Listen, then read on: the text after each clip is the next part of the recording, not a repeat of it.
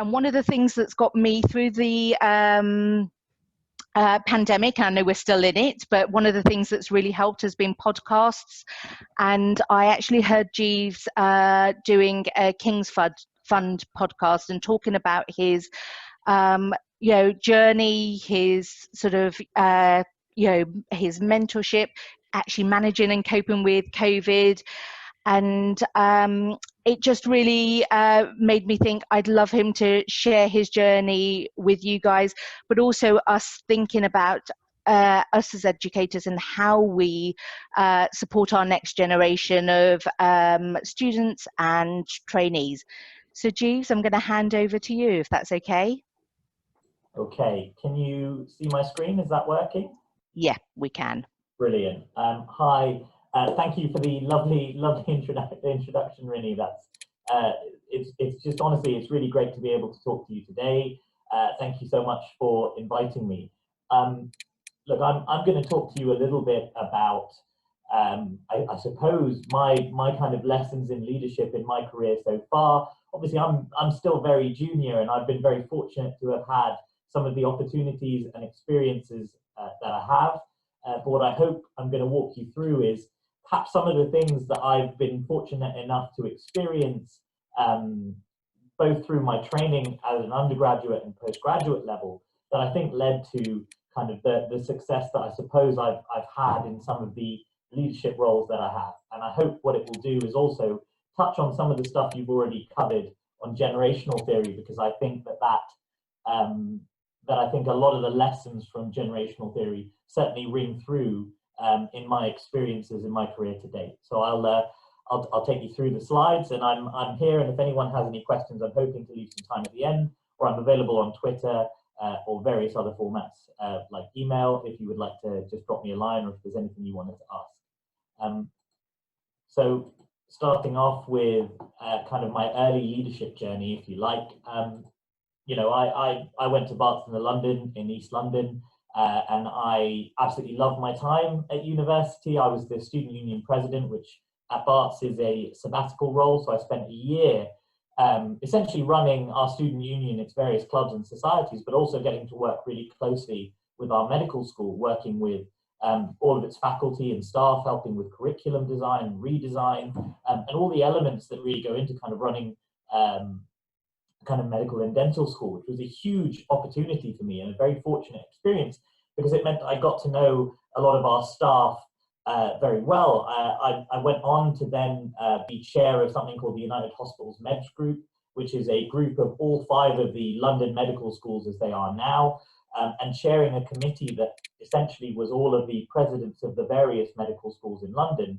And we would work together on campaigns to try and learn from one another, try and establish kind of best practice, and deal with challenges that we felt we were facing as student associations across the medical schools.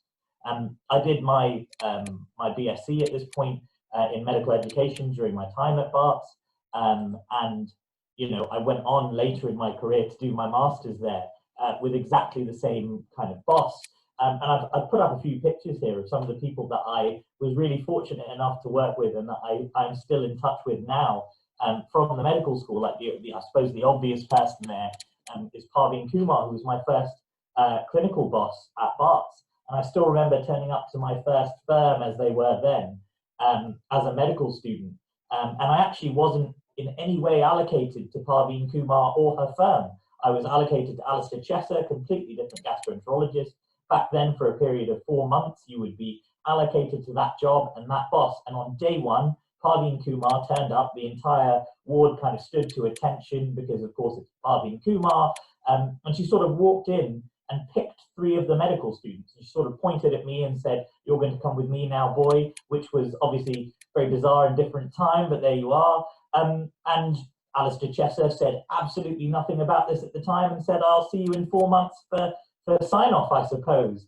And Parveen Kumar essentially then took us on our first ward round, and she said, "I'm going to meet you tomorrow morning at 8 a.m. and we're going to go to Bart's Great Hall, and I'm going to take you on your ward round, and I'm going to ask you to diagnose the patients on that ward round." And I remember, as a third-year medical student, absolutely terrified, about to do award round with the person who effectively wrote our opus, our textbook that everyone used.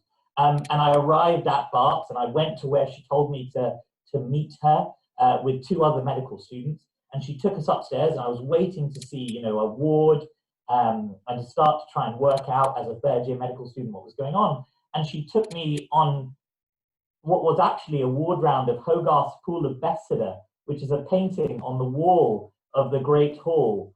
And my first ward round was her taking us through this incredible painting, the Pool of Bethesda, which is in fact an artist's rendition of various diseases in the 18th century or 19th century.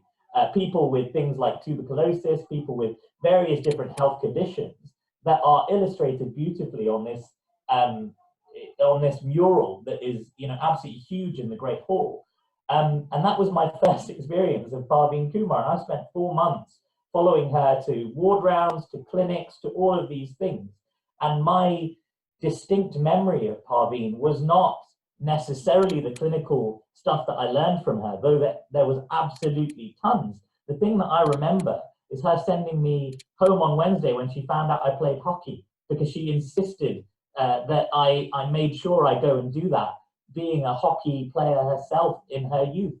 And I still remember the interest she took in my career, and even months later, years later in my career, she still messages to say, what are you up to? Have you managed to do this thing that we talked about you doing? What did you want to do in your career? Similarly, Nick Ward, who was the warden of our medical school, who I got to know incredibly well, particularly through my sabbatical role at the time, he wouldn't talk to you about how you were doing academically necessarily. There were so many checklists and tick boxes that my supervisors and bosses would have had during that time, but they aren't the thing that I remember about that experience. I don't remember the systems. I remember the interest they took in me personally, and that value of relationships stayed with me my entire career, and arguably, as I will talk about in a minute, had a huge influence on what I did thereafter. Sandra Nicholson, who was my academic mentor at the medical school during my BSc, I had to pick a project for my BSc, and all the various supervisors came in and said, these are the projects you can pick from. And I did not pick Sandra Nicholson's dissertation, and she told me about it every year for 4 years until I did a master's with her as my supervisor. She sent me links to my academic foundation job and said, this is a very good program, you should look at this. And she still mentions to me that I didn't pick her for that BSc dissertation. Sandra, when I was doing my exams, would send me a text and say, right, what are you doing? Because we had this sort of pub just next to our student union. And if things were really rough, she'd sit me down in the pub and we'd have a coffee or a pint or whatever it was. And she'd say, right, what's going on with you? What are you doing about that? But probably more importantly, just took an interest in her students as a human being. And that was the running theme of my time at medical school. And Nick Wright would do something every year for those involved with the student union. He'd have a dinner at his house that he and his wife, Lady Vera, would put on.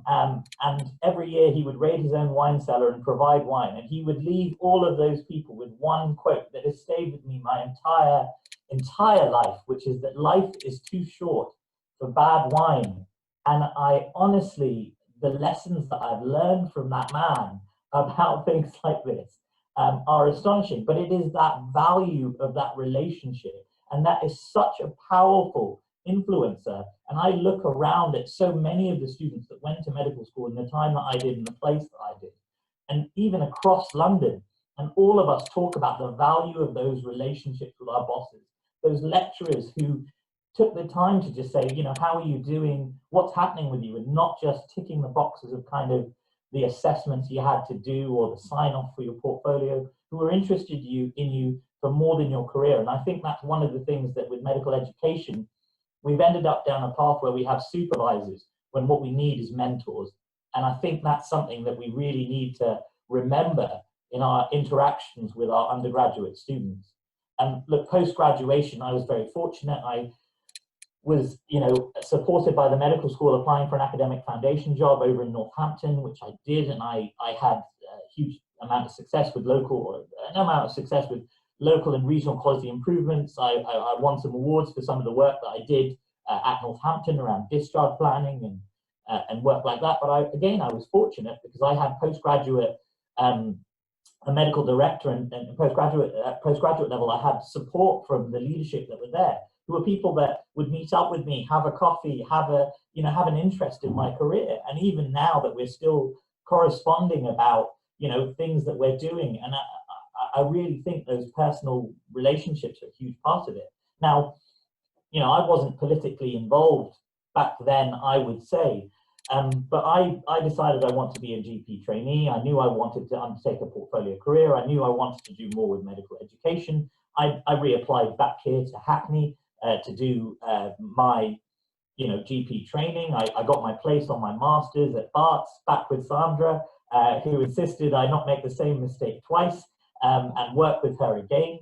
And we worked, so I came back to East London, and a friend of mine named Johan Malawana, who many people will remember from the junior doctor dispute, when Jeremy Hunt had just proposed a new contract for junior doctors, changing evening and weekend time, he said that he was going to take charge of the junior doctors committee. He said, I think we're in a really tough situation, and I, like so many of my peers, was frustrated by this.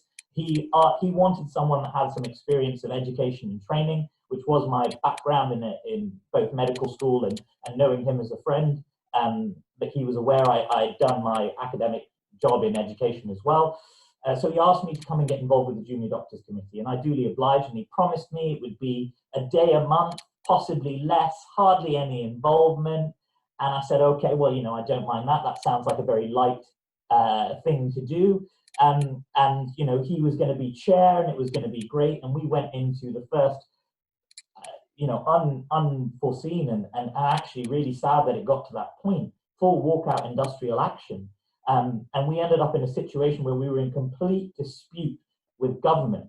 And actually, following this, a deal was reached, and Johan ended up setting up a process via which we had an external negotiating company come in, assess the junior doctors on the committee for aptitude, and select a team of negotiators based on ability rather than electability or whatever it might have been. I'd been in the job at this point for 2 months, and unfortunately got selected to be a negotiator and ended up in the negotiations for the 2016 contract. This was then put to referendum, which was lost. Johan resigned 6 months after taking over and encouraging me to join the Junior Doctors Committee. And within the space of about 4 or 5 months, 4 further resignations in a kind of weird Game of Thrones type situation, I ended up chair of the Junior Doctors Committee following the imposition of the contract and following this full walkout industrial action. Now, I talk about this really quite candidly, and I hope you don't mind me being very frank and honest about this. In many ways, the junior doctor contract became our own mini version of Brexit. We had a referendum where a 50-something%, 40-something% group of junior doctors had voted to reject something, and the other side had voted to agree it. Both had completely entrenched views, and we were going nowhere. We had burnt our bridges with every external stakeholder we had worked with, whether that was the Department of Health, employers, education bodies like health education groups like HEE, or even the GMC. We had really destroyed our relationships and our ability to kind of address some of the deep issues that existed there. And with a contract imposed, there was a deep dissatisfaction, and actually, we couldn't fix those problems. And so I came into that job of chair of JDC with its incredibly short lifespan at that point, after something like 12 chairs in the space of 3 years, and said, look, we have to do something differently. And I think a big part of that was engaging with people. We did 3 sets of roadshows up and down the country, going into local trusts and areas, talking in doctors' messes to doctors about the issues. We surveyed them, we communicated with them, and we started the process of rebuilding our relationships with those stakeholders. And whether that was Department of Health or otherwise, to actually having those conversations so they understood they're not dealing with someone here that's an enemy or here for a political purpose, but here to rebuild the process. We started to completely redesign the negotiating process, redrawing how it worked, bringing in external experts so it wasn't confrontational with 2 sides completely entrenched in their positions. And what we managed to do was address the issues at the heart of what junior doctors really cared about. And it was about individuals, humanity in the machine. What they wanted was to make sure we addressed costs of training, to look at things like fatigue and facilities resources, improve safety limits.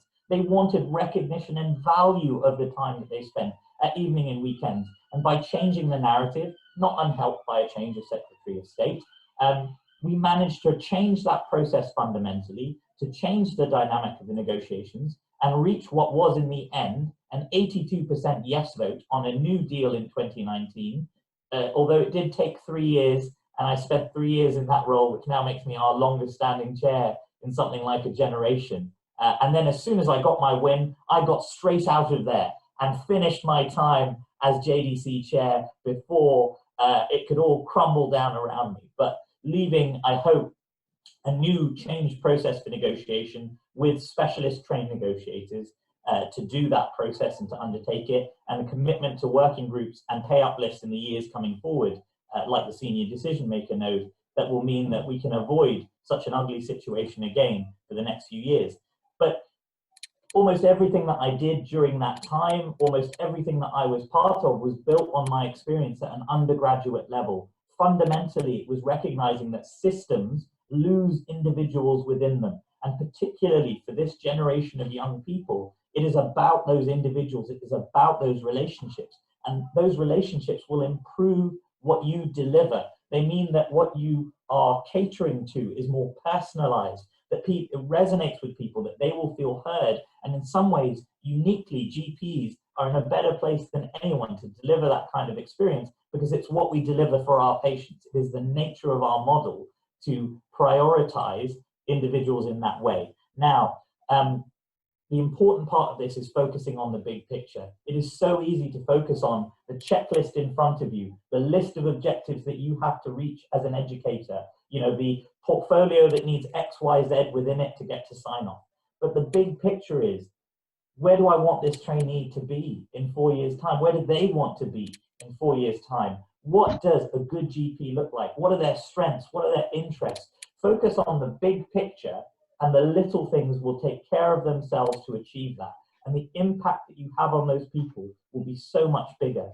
And then I suppose finally, no one is too important and no one is unimportant. There is no one that you cannot talk to that has not got the same fundamental human experience. And actually, when you're a young person, and I often reflect on my time at school when I think about this, no one ever remembers that their teachers were human beings at the ages we are now, having the same lived experiences that we are now. When you're a young person, you're so confined in your bubble that you don't always realize, you know, that. And sometimes it's about making the effort with our trainees and our students now to help them realize you're human beings too, and helping them see that they're not dealing with a system, they're dealing with people who are working to help them. And that is how you overcome barriers, disputes, bad feeling like we had during the contract dispute. No one is too important to talk to and to be a human being with. No one is too unimportant. And if you take the time, those things will stay with people forever. They certainly stayed with me my entire career. That brings me to the end of my talk, which I hope I've wrapped up in reasonably quick fashion to allow you to be able to ask me any questions that you might have. And I hope you can tell from my talk, I will do my best to answer them candidly and honestly.